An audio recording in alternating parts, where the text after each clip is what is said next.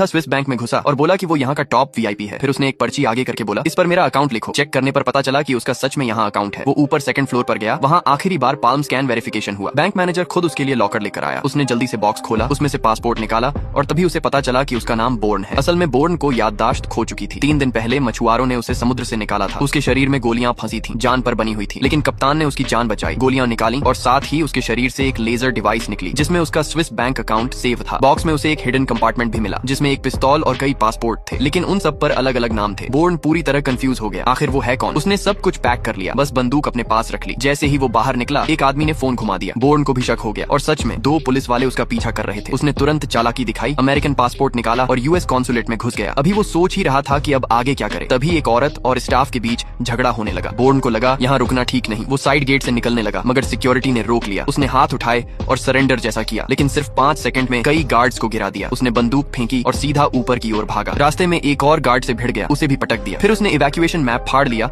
और सारे रूट याद कर लिए। अब गार्ड्स की फौज उसके पीछे थी। वो छत पर पहुंचा, मगर रास्ता बंद था। मजबूरी में रेलिंग पर चढ़ गया, मगर वो रस्टेड थी, टूट गई और उसका बैग नीचे गिर गया। अब उसे वापस नीचे उतरना पड़ा। तभी गार्ड्स पहुंच गए, मगर बोर्न ने खुद को एक डेड कॉर्नर में छिपा लिया और उनकी नजरों से बच निकला। वो धीरे धीरे दीवार के सहारे नीचे उतरा, बैग उठाया और निकलने लगा। तभी उसकी मुलाकात फिर से उसी लड़की से हुई जिससे थोड़ी देर पहले बैंक में झगड़ा हुआ था। बोर्न ने उसे 10,000 ऑफर किए, मुझे पेरिस ले चलो। लड़की को ये डील मंजूर थी। वो दोनों निकल पड़े। रास्ते में लड़की बोलती रही, ऑकवर्ड साइलेंस तोड़ने के लिए, लेकिन बोर्न सिर्फ इतना बोला, मुझे खुद नहीं पता मैं कौन हूँ। उधर सीआईए ने भी उन दोनों को ट्रैक कर लिया। सर्वेलेंस से साफ था कि बोर्न उसी लड़की के साथ पेरिस जा रहा है। अब आदेश था, उन्हें हर हाल में खत्म करना है। पेरिस पहुंचकर बोर्न पासपोर्ट में दी एड्रेस पर अपने घर पहुंचा। अपनी पहचान की गुत्थी सुलझाने के लिए उसने सबूत ढूंढने शुरू किए। उसने आखिरी कॉल रिकॉल किया और होटल में फोन लगाया। पता चला कि वो आदमी सच में वहां रुका था, मगर 2 हफ्ते पहले एक कार एक्सीडेंट में मर चुका है। ये सुनकर बोर्न ने कॉल काट दिया, लेकिन जैसे ही वो सुराग सहेज रहा था, उसे एहसास हुआ खतरा अब उसके बेहद करीब